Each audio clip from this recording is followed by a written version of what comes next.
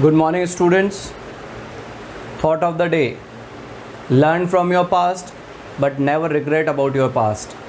अपने पास्ट से सीखिए ज़रूर, मगर उसको पकड़ के बैठिए मत.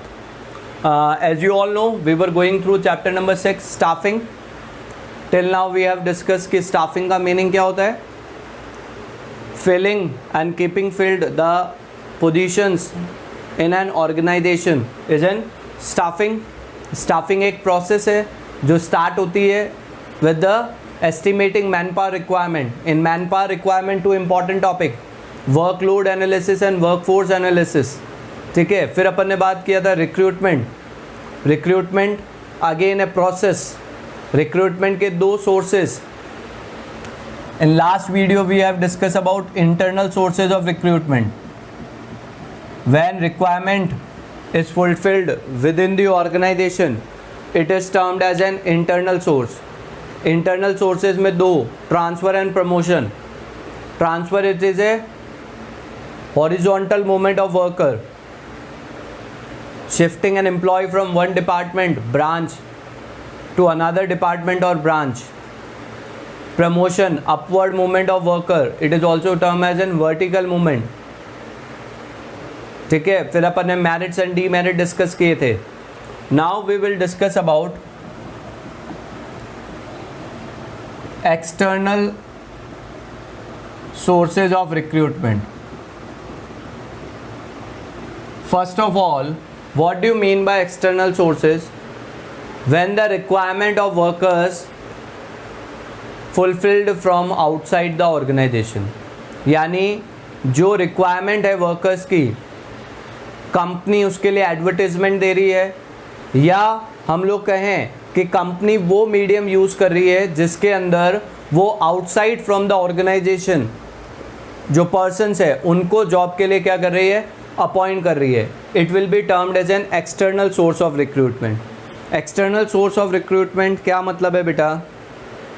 When company appoint the worker from outside the organisation.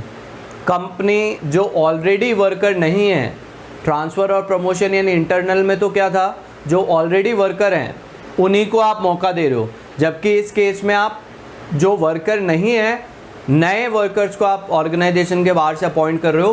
That is termed as an external source of recruitment. सबसे पहले अपन डिस्कस करते बेटा मेरिट्स ऑफ एक्सटर्नल सोर्सेज. पहला मेरिट है बेटा क्वालिफाइड पर्सनल और वर्कर. तो in case of external source सबसे बड़ा मेरिट ये है कि आप क्वालिफाइड पर्सन को अपॉइंट कर सकते हो. कैसे? आपने अखबार में ऐड दिया कि भैया हमें वर्कर की ज़रूरत है, तो there will be lot of persons who will apply for the job. आप इजीली सर्च कर सकते हो, उनमें से देख सकते हो कि कौन क्वालिफाइड है. तो पहला मेरिट एक्सटर्नल सोर्स का है दैट कंपनी विल रिसीव क्या, qualified personal for the job. Company को क्या मिलेंगे, क्वालिफाइड पर्सनल मिलेंगे. किसके लिए? जॉब के लिए. सेकंड हमारे लिए आता है बेटा वाइडर चॉइस. कैसे? इंटरनल के केस में तो 4 जने हैं, उसमें से एक एक्स्ट्रा है मेरे यहाँ. ठीक है, तो उन चारों में से किसी एक को मैं दूसरी जगह भेजूंगा. But in case of external I have plenty of applications, plenty of persons who have applied for the job, so I have a wider choice. मेरे पास ज़्यादा ऑप्शंस अवेलेबल हैं कि मैं किसको जॉब के लिए अपॉइंट करूं. तो the second merit of external source is that I have a wider choice in case of external source of recruitment. Third one is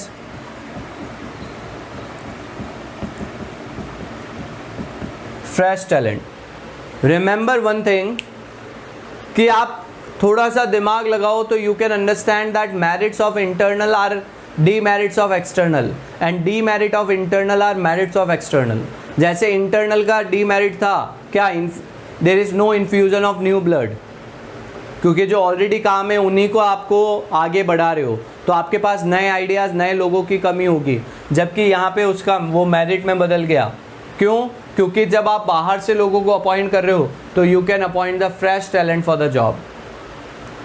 is it clear? And fourth one is competitive spirit.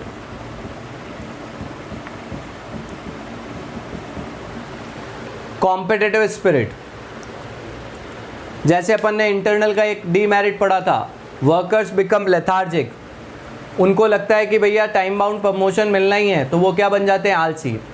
अब workers को अगर लगता है, if worker feels कि organisation can appoint from outside the organisation also, if they will not work hard, organisation can replace them, it will increase competitive spirit among them. They will know that कि they have to put extra effort, they have to do hard work, otherwise company can easily replace them. So the fourth merit of external sources, there is a competitive spirit among the workers. तो external source of recruitment के 4 merits हैं। पहला हमारे लिए हो गया qualified personnel, second हो गया wider choice, because there will be a plenty of persons who have applied for the job, plenty of job applications will be there, तो आपके पास ज़्यादा options है जिनमें से आप select कर सकते हो। fresh talent, नए persons आ रहे हैं, क्योंकि internal में तो क्या हो रहा था, जो worker हैं उन्हीं को आप higher job पे या एक जगह से दूसरी जगह भेज रहे हैं। fourth हो गया competitive spirit, is it clear? next topic अपन बात करते हैं बेटा डीमेरिट्स और लिमिटेशंस ऑफ एक्सटर्नल सोर्स। पहला है बेटा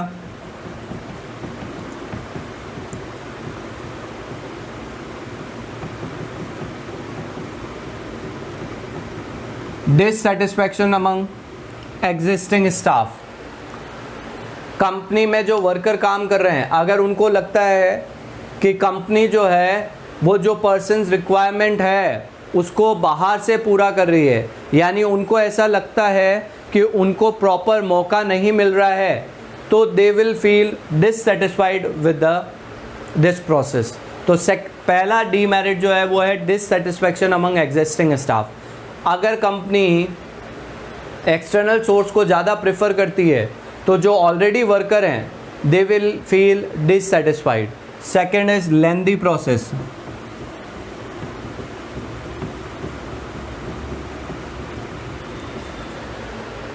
कैसे बेटा, इंटरनल में तो आपको पता है कि ये इसको आपने अपॉइंट कर दिया, एक्सटर्नल लेंदी क्यों है, क्योंकि आप एडवर्टीजमेंट दोगे, फिर लोग बाग अप्लाई करेंगे, फिर आप एप्लीकेशंस में से सेलेक्ट करोगे, फिर वो इंटरव्यू के लिए आएंगे, फिर आप अपॉइंट करोगे, फिर उनको ट्रेनिंग दोगे, तो it takes a lot of time.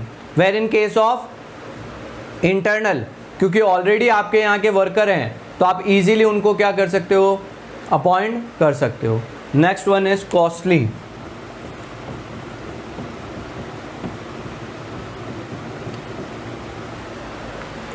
External sources है कॉस्टली, आपको ऐड देना पड़ेगा, एडवर्टीजमेंट का खर्चा होगा, इंटरव्यू के लिए बुलाओगे उसका खर्चा होगा, तो external source is a costly process compare to the internal sources.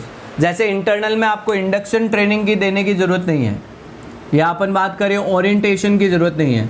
Orientation क्या था कि न्यू स्टाफ को एग्जिस्टिंग स्टाफ से मिलाना, या न्यू स्टाफ को organisation culture, organisation work policies के बारे में बताना, तो इट टेक टाइम और इस पे कंपनी को खर्चा करना पड़ेगा।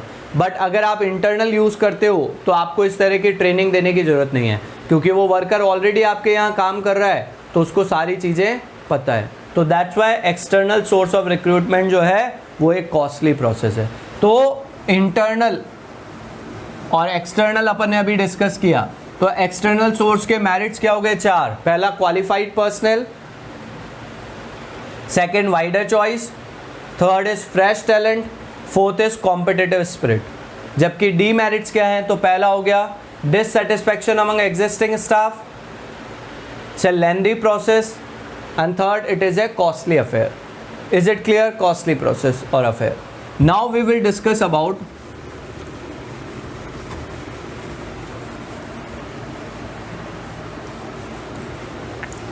Sources of external recruitment. सबसे पहला जो आता है बेटा वो आता है डायरेक्ट रिक्रूटमेंट। डायरेक्ट रिक्रूटमेंट, ये क्या टॉपिक पढ़ रहे हैं अपन बेटा? Sources of external recruitment.. Direct recruitment means what? Direct recruitment means कि कंपनी जो है वो आपको ऑलरेडी वर्कर को प्रेफर कर रही है, तो वो वर्कर को लगता है कि Under this, company put a notice on notice board or on a factory gate about the requirement of person, mentioning a fixed date. On that particular day, interested person gather outside the organization and company hire or appoint the workers from them. Direct recruitment में क्या होता है कि company अपने factory के gate पर या notice board पर नोटिस डिस्प्ले कर देती है कि भैया हमें वर्कर की ज़रूरत है। एक पर्टिकुलर डेट मेंशन कर दी जाती है, उस डेट पे वर्कर्स जो भी इंटरेस्टेड है वो आ जाते हैं और कंपनी उनमें से लोगों को हायर और अपॉइंट कर लेती है। This process is mostly use for unskilled और सेमी स्किल्ड वर्कर। आप मैनेजर चाहिए, ऐसा तो फैक्ट्री पे लिखोगे तो कोई आएगा नहीं, गेट पे लिखा हुआ, बट आप लिखते हो श्रमिकों की भर्ती चालू है। If you have ever visited RIICO area, बहुत सी फैक्ट्री के बाहर ऐसा लगा रहता है। तो direct recruitment is a method which is mostly use for appointing semi skilled और अनस्किल्ड वर्कर्स। सेकेंड आता है बेटा कैजुअल कॉलर। सबसे इंपॉर्टेंट तरीका में से है ये casual caller. Company keeps a record of unsolicited application because they prove to be a good source of recruitment. Company ने ऐड निकाला कि हमें वर्कर चाहिए, लोगों ने अप्लाई किया, 20 जनों ने अप्लाई किया, कंपनी ने 2 को अपॉइंट किया, बाकी 18 की एप्लीकेशन कंपनी के पास पड़ी है। फ्यूचर में जब भी उनको ज़रूरत पड़ेगी तो वो उनमें से वापस से लोगों को इनवाइट कर सकते हैं। तो that is casual caller. Company keeps a record of unsolicited applications, मतलब ऐसी एप्लीकेशन जिस पे उन्होंने रिस्पॉन्ड नहीं किया था, जिन लोगों को उन्होंने हायर नहीं किया था। तो कंपनी अपने पास एक रिकॉर्ड रखती है कि किन किन लोगों ने जॉब के लिए अप्लाई किया था, जिनको कंपनी मौका दे चुकी है, उनके अलावा जो एप्लीकेशंस है वो रिकॉर्ड में रखती है ताकि मौका पड़ने पर उनमें से लोगों को वापस अपॉइंट या बुलाया जा सके। तो that is casual caller. Third is advertisement. सबसे ज़्यादा यूज़ आने वाला तरीका। कंपनी क्या करती है, न्यूज़पेपर में, जनरल में क्या करती है, एडवर्टाइजमेंट देती है कि उनको वर्कर की ज़रूरत है। इसका सबसे बड़ा ये फ़ायदा है कि आपको बहुत ज़्यादा लोगों का क्या मिल जाएगा, pool. You will have a wider choice. और यही आपके लिए नुकसान भी है क्योंकि आपके पास इतने ज़्यादा एप्लीकेशंस आ जाएगी, ठीक है, कि आपको उनको रिस्पॉन्ड करने में क्या लगेगा, टाइम लगेगा। तो third method of external source is advertisement. This method is mostly use when company need a wider choice and more number of workers, ठीक है। Fourth is campus selection and campus recruitment. Mostly in case of engineering colleges, MBA colleges, क्या होता है, direct recruitment, campus selection.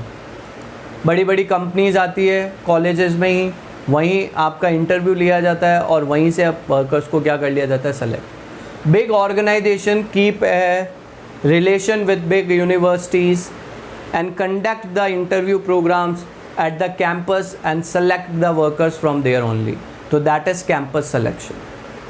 बड़ी बड़ी कंपनियां जो colleges हैं उनके साथ टाई अप रखती है कि भैया साल के एंड में हम आएंगे, एक इंटरव्यू वगैरह लेंगे और जो टैलेंटेड है या जैसे अपने को रिक्वायर्ड है, हमें रिक्वायर्ड है, वैसे लोगों को हम डायरेक्टली क्या कर लेंगे, हायर कर लेंगे। तो that is campus selection.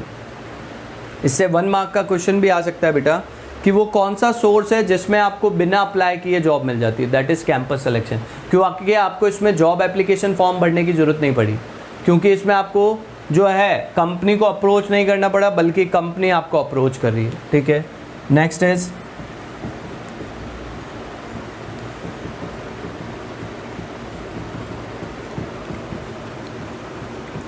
Placement agencies and management consultant. Placement agencies are private agencies that keeps the record of persons who want job, and they provide the detail to the organization about the persons and charge the fees from person for providing them chance या giving them a chance to be appointed in a particular organization.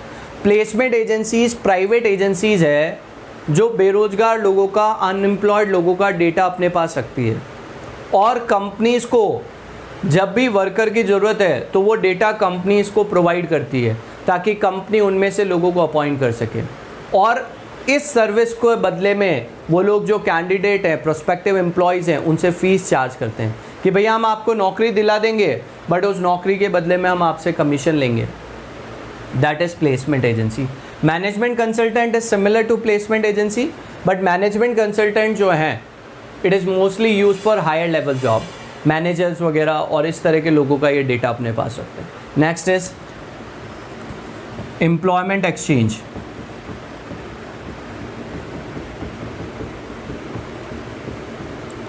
Employment exchange is government run organisation. रोजगार कार्यालय ये सरकार के द्वारा चलाए जाते हैं।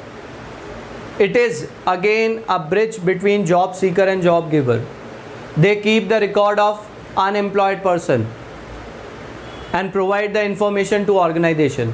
और बहुत सी बार ये लीगली ज़रूरी होता है, लॉफुली ज़रूरी है कि उन ऑर्गेनाइजेशन को पहले चांस किसको देना पड़ेगा, एम्प्लॉयमेंट एक्सचेंज को। Employment exchange is providing the same service as placement agency, but difference is one, it is government run and does not charge any fees. जबकि placement agency प्राइवेट है, जो आपको जॉब दिलाने के बदले में आपसे क्या चार्ज करेगी, फीस चार्ज करेगी। ठीक है, next one is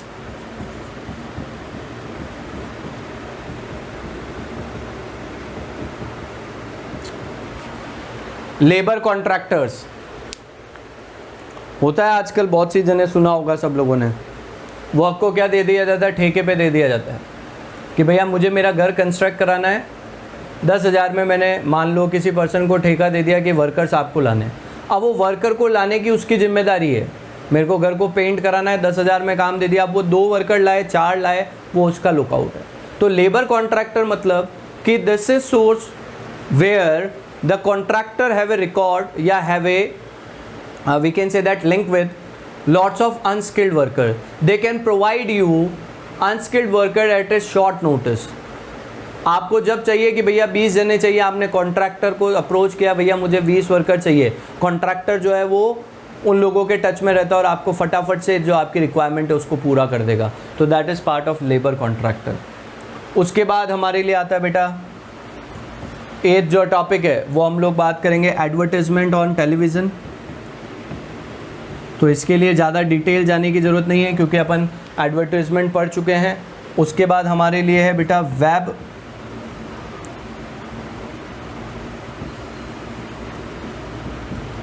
publishing. Web publishing, ये वेब पब्लिशिंग वाला क्या है टॉपिक बेटा, वेब पब्लिशिंग वाला टॉपिक क्या है बेटा, there are lots of sites on internet today. आज इंटरनेट पे बहुत सारी वेबसाइट्स है जो क्या करती है, आपको नौकरी दिलाने का काम करती है। कैसे करती है नौकरी दिलाने का काम, जैसे परफेक्ट एग्जांपल है naukri.com। ये जिसको नौकरी की ज़रूरत है और जिसको वर्कर्स की ज़रूरत है उन दोनों का डेटा रखती है और उन दोनों को मिलाने का काम करती है। And they charge fees for providing such service. और ये आपको ऐसी सर्विस देने के बदले में क्या करते हैं बेटा, फीस चार्ज करेंगे। समझ में आ रहा है बेटा। तो what are the various methods, क्या हो गए आपके लिए वेरियस मेथड्स। पहला मेथड हो गया direct recruitment which is mostly use for unskilled worker. Company put a notice on notice board and on fix date workers gather outside the organisation. Company उनमें से इंटरव्यू लेकर या वर्कर्स को क्या कर लेगी, सेलेक्ट। सेकंड हो गया कैजुअल कॉलर। ठीक है, क्या है casual caller, company keeps record of unsolicited application. जिन लोगों ने पहले अप्लाई किया था गवर्नमेंट उनका क्या करती है, अपने पास रिकॉर्ड रख के चलती है और फ्यूचर में जब भी ज़रूरत है तो उनमें से लोगों को क्या कर लिया जाता है, अपॉइंट कर लिया जाएगा। थर्ड हो गया हमारे लिए एडवर्टीजमेंट। ठीक है, फोर्थ हो गया हमारे लिए campus selection. What is campus selection, समझ में आया क्या कैंपस सिलेक्शन क्या है, कि कंपनी जो है वो बड़ी बड़ी कॉलेजेस के साथ टाई अप रखती है, उन कॉलेजेस में जाकर डायरेक्टली वहीं से लोगों को अपॉइंट कर लेते हैं। नेक्स्ट हमारे लिए हो गया बेटा एम्प्लॉयमेंट एक्सचेंज वाला, गवर्नमेंट रन एक्सचेंजेस। एक हो गया हमारे लिए प्लेसमेंट एजेंसीज और management consultant. Is it clear बेटा? लेबर कॉन्ट्रैक्टर हो गया, एडवर्टाइजमेंट ऑन टेलीविज़न हो गया, वेब पब्लिशिंग, और एक और आपके लिए दे रखा है बेटा रिकमेंडेशन फॉर्म एम्प्लॉयज़। ये भी एक अच्छा सोर्स है, रिलायबल सोर्स है कि आपकी ऑर्गेनाइजेशन में वैकेंसी खाली है, आप अपने यहाँ जो ऑलरेडी वर्कर्स हैं उनकी सिफारिश पे किसी को अपॉइंट कर रहे हो। मुझे पता है कि मेरी कंपनी में जॉब खाली है, मैंने मेरे मिलने वाले को क्या किया उसके बारे में बताया, या मैनेजमेंट को कहा कि भैया इसकी ज़रूरत आप इस पर्सन को अपॉइंट करके पूरा कर सकते हैं, तो that is recommendation from employees. It is a reliable source क्योंकि उस बारे में भी, वर्कर के बारे में आपको पता है। तो this are the 10 sources of external sources. Is it clear? In next video we will go with the selection process. In the last there is videos, in this video at last there will be slides relating to this that you have to copy in your notebook. If you have any doubt you can send me your query or doubt on my WhatsApp number. Thank you everybody.